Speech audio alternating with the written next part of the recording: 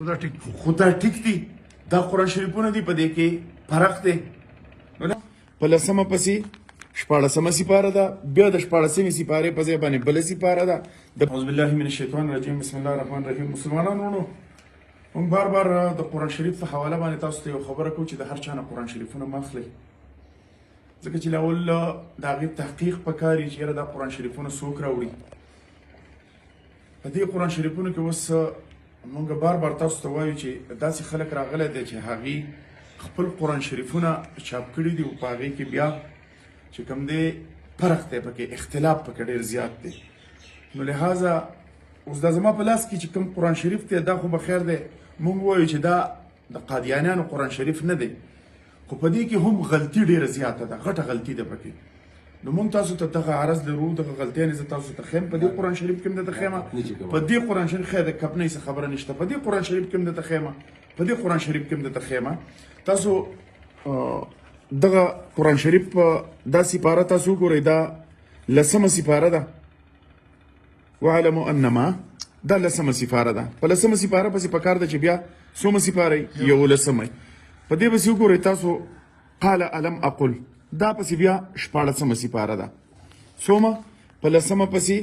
شپاړسمه سپاره ده بیا د شپاړسمې سپارې په ځای باندې بله سپاره ده د بلې سپارې په بله سپاره ده نو تاسو دا وګورئ چې دا قرآن شریف ته نوی قرآن شریف ته چا راوړی دی او په دې جومات کې دا قرآن شریفونه ښودي دي نو اوس پر دې مونږ نور هم تحقیق کوو چې آیا دا خو هغه قرآن شریفونه نه دي د کم نه چې زمونږ مشران وایي چې یاره دغه قرآن شریفونه په دې لیکایي کې په دې زور زیر او په دې ترجمه کې چې کوم خلکو فرق راوستی د ځان دپاره یاره هغه قرآن شریفونه خو چېرته نه دي داسې دې ته راځي خو که تاسو دا وګورئ دا څومره سپاره ده دلته دا خدام لسمه سپاره ده دا دی قل علم دام دی دا څومره سپاره ده دا یولسمه د یولسمې نه مخکې په کار ده چې بیا څومره سپارئ دولسمه کنه نه دغه شپاړسمه ده یار دا شپاړسمه ده دا شپاړسمه قال علم اقول دا شپاړسمه ده کنه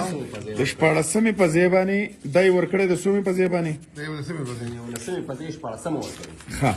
دا ورکړي دا نهمه شوه دا لسمه ده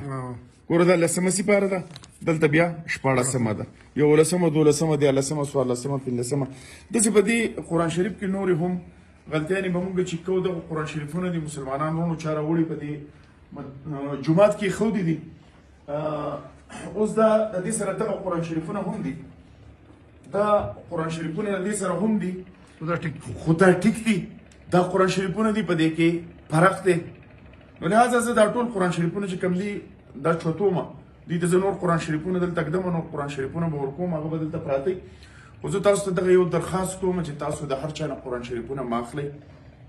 د چې کوم خلک تاسو نه پیژنئ یا په لارو کوڅو کې ښه د لارو کوڅو د خلکو نه بالکل تاسو قرآن شریفونه مه اخلئ دغه به زما درخواست ریکوست به زما